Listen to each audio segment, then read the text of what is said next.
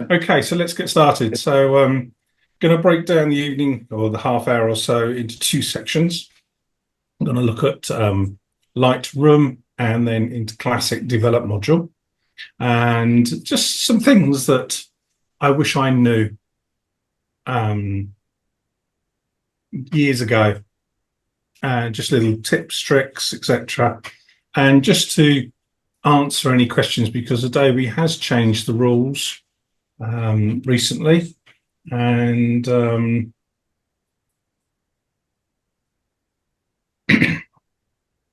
I thought I would explain some reasons, benefits and non-benefits. Okay, so going back to, this is Lightroom.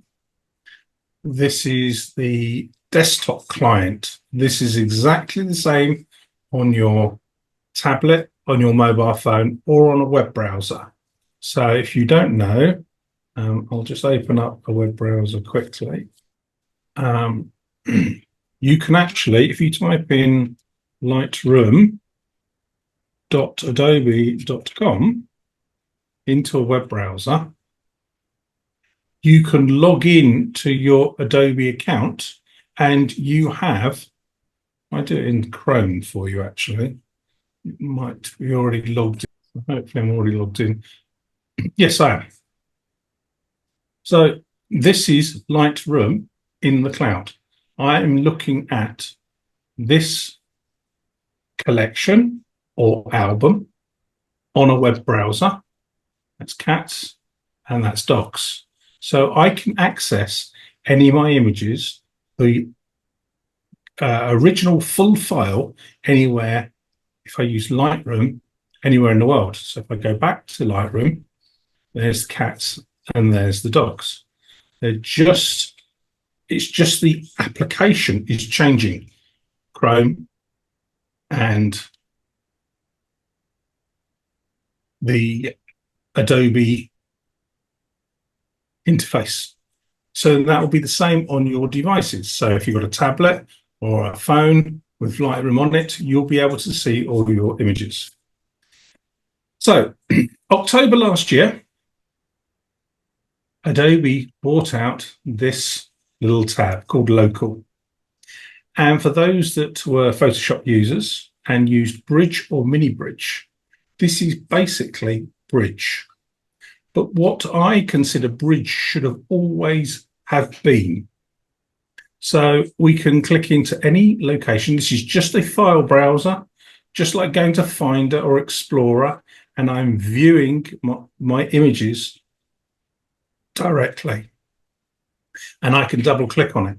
And I can see the images. I can see all the metadata. So I can come down to my keywords and come down to my metadata.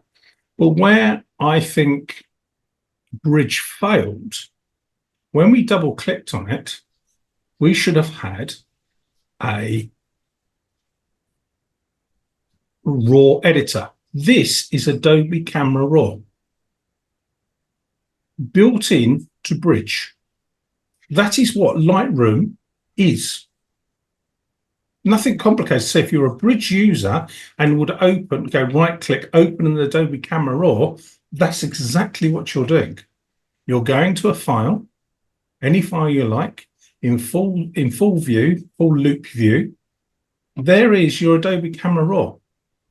So we're already, if you are a Bridge and Photoshop user, this is the same workflow, but you're in the Lightroom ecosystem, which is presented for photographers, not for graphics designers, web designers, illustrators, typesetters, all those type of workspace. This workspace is for a photographer.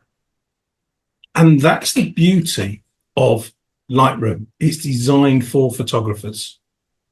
So I can click on any of my filing structure, and I can click on any image in the loop view, and up comes the editor.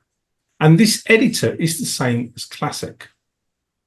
And so many people get confused. Oh, I'm not using this. You already are. It's just presented a different way. Okay. Now, the great thing about Lightroom is there is no catalog. So you can take this drive, my Lightroom drive here, and plug it into any computer with any editing raw editor on it, and you can continue editing your images. So let's go and take this image here. I can see where this image is, so I can go right click, show it in my Finder. There it is in the Finder. Okay, so I can see this image. If there's my film strip at the bottom, which is these files here, it's just presenting it to you. And if I click on the thumbnails, there they are. But the great thing about using Lightroom, rather than saving to a catalog, which is what Classic does, and that's the file that you've got to have with you wherever you are, you make your adjustments however you want to adjust your image. And it has a solo mode as well, so I can go right click and go solo mode, but we will come down to the bottom and we will put on a vignette. What exactly did you mean by solo mode? Solo, it's when it closes.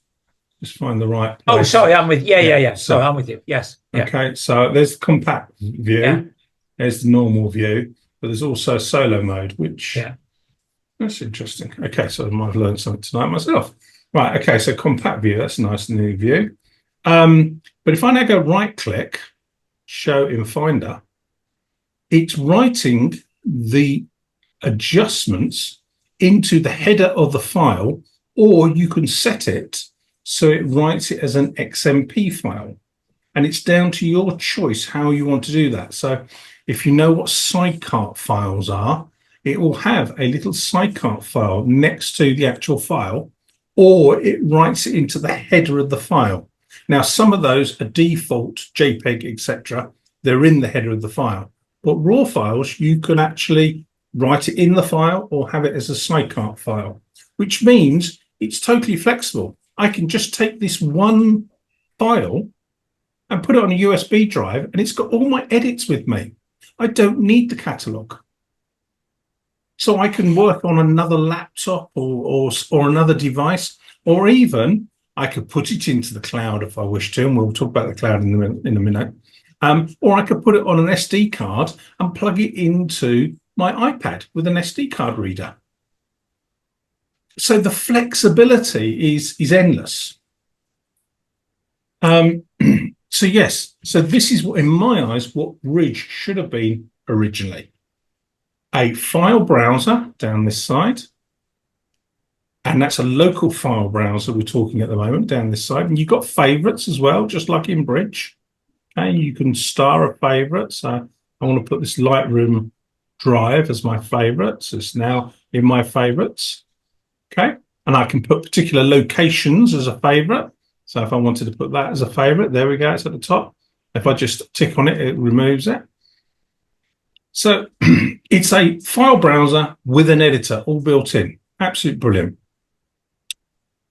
So the third point, moving on from local, going to cloud. This cloud is on Adobe server. And I want to point something out. Adobe has updated their terms of reference and my current understanding of it. They will scan your images. They say they don't learn from these collections albums. They only learn from ones that are in Adobe stock. So we have to take that at face value. But they scan your images. Now, why would they scan your images? Well, we can go into the cloud and we can type a description. So I'm going to look for a cat. None of these are keyworded. It's now scanning my images in the cloud for all my images of cats. And there they are. Why Adobe has scanned them is to tell me that's a picture of a cat. Now I could type in red,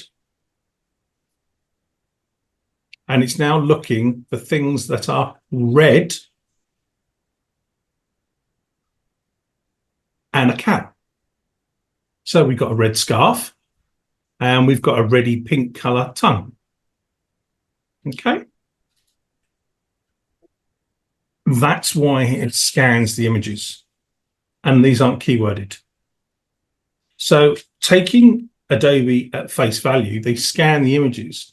That's a great search tool, search engine, that it knows it's a cat and it's got something red in the image. And you don't have to keyword them. By putting them in the cloud, it will look for whatever it is you're looking for. Now, if your phone is GPS tagged, let's try something. I've never done this. So that's a dog, I think. We can go dog. Yeah. And I'm going to type the word bath. And there we go. And David, I think you were with us on that day, Mr. Wicks. Yeah. That picture was taken in Bath. And this is Bath Market, Christmas Market. Okay. Adobe is scanning the information and making my life easier. Now, the morals and the ethics of that is, do you want them to do that? If you don't want them to do that, then don't put them in the cloud. And there is now a workflow, which we will discuss on a Monday night in the community, of using Lightroom locally and not putting them in the cloud, but not putting them on your device. So the last thing I wanted to show you here was presets. I love presets. And we go to edits and we have presets. So let's just get rid of this. And we have presets. So we have our profiles and we have presets. And these are all our presets. Let's take a color image. Let's take this one. Okay. So these are, as a subscriber, these are premium presets. These are adaptives. So we've got adaptive portrait, sky, and we can expand these. Well, what's great, rather than buying presets, it comes up with recommended presets, and it's going to scan our image and it's going to come back with some ideas. And literally, we can click on the image and we can decide, oh, yes, that one, but it's too strong, bring it down. And it's editing it for us. And this is the creativity of presets. But this is what Adobe's recommended. And we've got strong presets. We've got black and white presets. We've got, wait for it to scan. So we've got a black and white preset there. And it's speeding up our workflow. Okay. All different types of presets. And you're paying for all of this today. Okay. And we have your presets. And I have my presets here, my own ones. Okay. So there's 5 things I wanted to share with you that I wish I knew. Local tab is literally you're pointing Lightroom at a particular place. There's no catalog. The adjustments are either saved into the file, depending on how you set Lightroom up, or they're saved as an aside cart. Working in the cloud allows you to share images.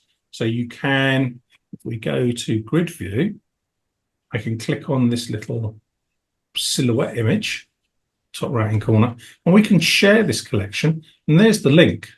I can share this with anybody, or I could make it invitation only. So I have to send somebody an email. So you can share your images. But again, they're on Adobe's server. Okay. They're scanning your content, so they can know it's a cat or a dog or waterfall or whatever, and also location and your presets. Top of the editing menu is all your presets. And this gives you a great way of, oh, I didn't think about stylizing it this particular way. Okay. Yep. So there's 5 quick things about Lightroom that I wish I knew. And I do like Lightroom. Lightroom is probably 40% now my workflow. And when Apple brings out a new iPad, the iPad mini for me, it's only a 256 gig version at the moment. I will be moving more to Lightroom and using Classic as a legacy workflow and using Lightroom because it's so much quicker. And mine work together. Both applications work together. I've worked out a workflow, they work together. So, everyone all right with that? No one got any questions? Okay, so let's jump across to Classic. So, first image of mine here. This was taken with a Nikon Z5, and it was taken with a 1940s manual lens. And I just loved the colours in the sky and the light on the building, etc. So we're going to develop. See, we have this little bit of a lag. I'm using a lot of RAM at the moment and so on. And now the image pops up. So this, what I'm going to show you now, works in the color mixing and also works in color grading. So in color grading, we have these 3 wheels, which is the highlights, the shadows, and the midtones. But what we're going to do is we're going to click on the bigger wheel. So these little dots here, this is the big wheel. And I'm affecting the highlights. So I'm going to add a color grade, a color cast, an amount of color to the highlights. So this is the right-hand side of the histogram. So I'm going to make it slightly red. Okay. And I'm doing this so you can see the red on the building. Okay. But when, let's say these images are in a series, a sequence of images. Okay, so you've got a little project. Down the bottom right-hand corner of the circle is a little square. We click on the square, up comes a swatch. And you can save this color to the swatch. Okay, so we right-click, select this swatch, set this color to the swatch. So this red here is going to go into the swatch. Can you see there it's appeared? Okay, so I've now saved this red into my swatch. So if I went to a next image, I can apply that red to the same area. So rather than just go, oh, what's the numbers? 355, 56. Yeah, and what's the hue? What's the saturation? What's the luminance? I can actually save it into a little swatch. And there's 5 settings that I can say, or 5 colors I can save. Okay, and it's the same for the color mixer. You can do exactly the same thing. Get a little swatch, and you can save the swatch. If you like doing color gradation, it's a great time saver when you are especially sunset and sunrise, and you've got 3 or 4 images, let's say, of wildlife that you're taking a photograph of, and you want to get that same color of red of the sky in the morning. Okay? That makes sense with everybody? Yes. Okay. So let's go back. Shouldn't slow down. There we go. Okay, so next one. Brush tool. We all know what the brush tool is, don't we? Okay, so let's make an adjustment. So we're going to make the sky a bit brighter. Okay, so we're just going to draw on the sky. Let's make the brush a bit bigger. Okay, I'm only doing this as a demonstration. Oops. Okay, so when it goes a bit too big. Let's try. Let's go with the mouse. Okay. Okay. So let's just go back. There we go. So I'm just applying. Now, do you know what the auto brush is? The auto brush is, can you see the cross on the screen? Yeah, in the middle of the circles. Yeah. Okay, so wherever the cross is appearing in the circle, whatever value of tonality within the circle, it will apply that adjustment to. But it uses quite a bit of computer power up. So what we can do is we can turn it off and we can apply it liberally. So on a Mac, we press the Command key and that manually turns on the auto brush. So on a PC, it would be Control. So if I turn it off, it doesn't apply it. But if I press the Command key, auto brush is just working in this instance. Can you see it's not going over the roof? I'm not going over the. If I now take my finger off, it's wherever I'm applying the brush.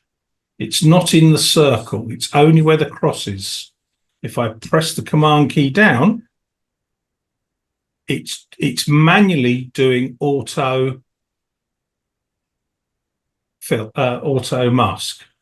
So it's a manual way. And what it's basically doing is saving your processing, because you don't need auto mask all the time. Okay. And I can adjust that now how I so wish. So the tip is, don't have your auto mask turned on because you're using a lot of your RAM and your processor up. Only press the Command or Control key when you need to use the auto mask. So I would only use it when I'm down on this edge of the roof and round the roof and down. Okay?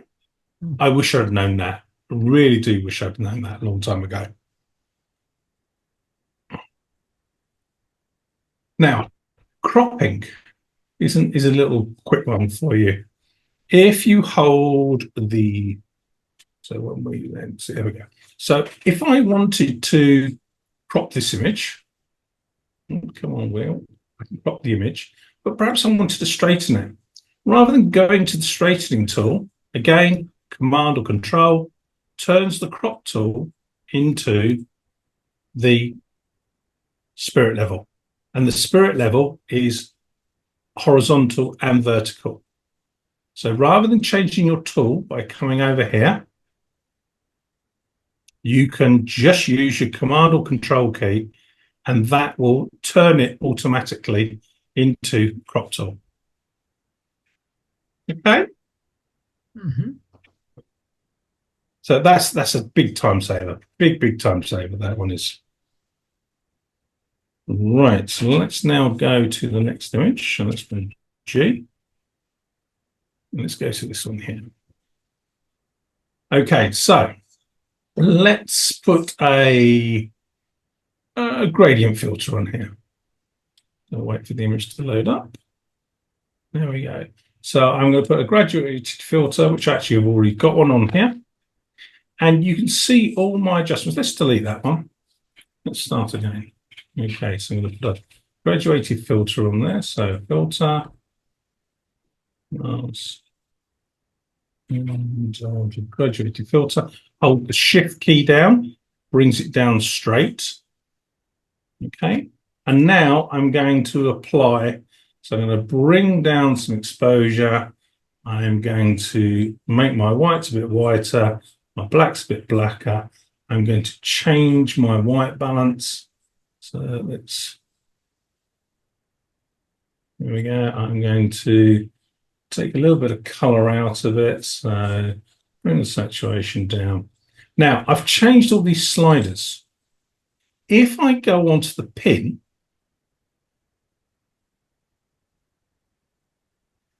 I can hold my Option key and that changes the amount. So how much is it applying it to? Okay. Can you see my amount slider underneath the histogram? I'm holding the Option key or Alt key and you can, and what it will do, it will decrease or increase. So I'm doing this. So rather than going over here, you can just hold your Option key and you can bring your amounts up. So it's like an intensity slider. Okay. So it's adjusting all the sliders on the local adjustment. Okay. Wish I'd known that a long time ago, because what the alternative is going to each of them and sliding them backwards and forwards until you get the desired effect. Well, hold your Option key down or Alt key, go to the pin, up comes the tool, and you can just either apply more of it or less of the global, the local adjustments that you've globally done to that local adjustment. So all the adjustments. So if you've adjusted the exposure, contrast, highlight, all the ones that you've adjusted in this graduated filter, or it could be a radial filter, it's adjusting all of them to the intensity. Big time saver, that is. So let's come out of there. And let's go on to the next image. And next image is, this one. Okay, so for those of you that do books, sometimes we want to see what the picture would look like on the front cover of the book. So there's a lovely little setting in Develop, under View, Loop Overlay. And what we're going to do is we're going to overlay the words or the cover of our book onto the image. So how would it look on the bookshelf?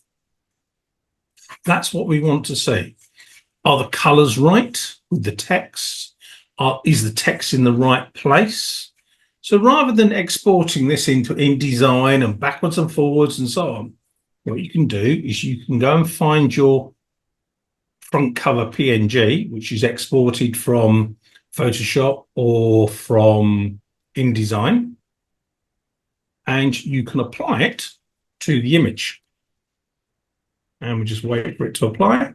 And there we go. So I have now taken the text, and this is what the front cover would look like. Oops, I'll try to get rid of my side tabs. There we go. So I've now got a real life view inside of Classic of how my book, magazine, zine, whatever it is, would look like in InDesign.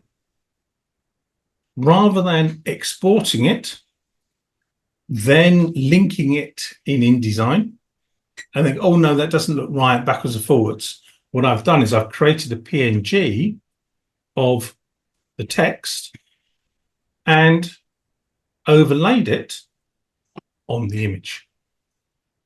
Okay. And you can turn that off by going View, Overlay, and turn that off. So a little specialism that is, there's people that do books. And the last one for tonight in this Lightroom short is something that you can do different ways, and it's similar to syncing, but it's not the same. Syncing is if you increase your exposure by one stop, they will sync whatever the exposure is by one stop. Okay, so if they're all different exposures, they will sync one stop. They'll increase by one stop. But what this does, it gives you the mean exposure. Okay, so if I want to increase my exposure,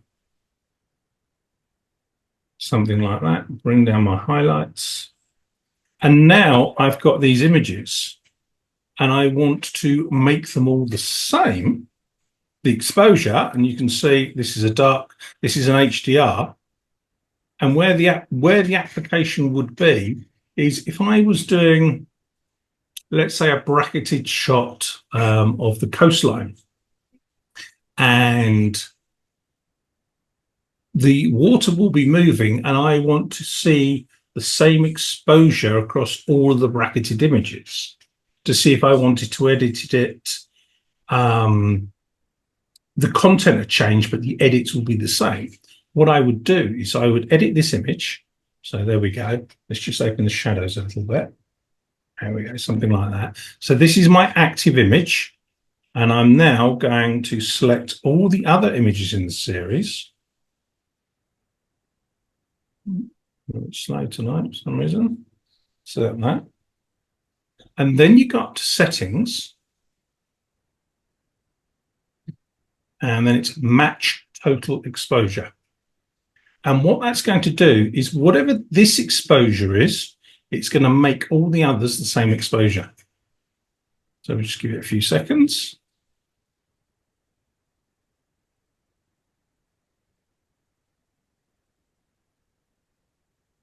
Deselect. So there we go. Next one. So the highlights up. So it's only done the exposure, but as you can see, the exposure, the foreground is all the same. The highlights haven't been adjusted. So all it's done is it's made all the exposures the same. So it's a very quick way of syncing the exposure. Well, it's not syncing, it's matching the exposure, which is different from doing the syncing. Okay?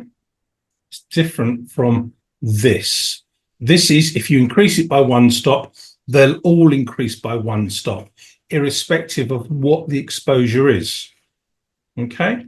There is another way of doing this. If you go to the library module and go into the quick develop, you can adjust them all this way. So if you want to all increase them by one stop, you can just go click here.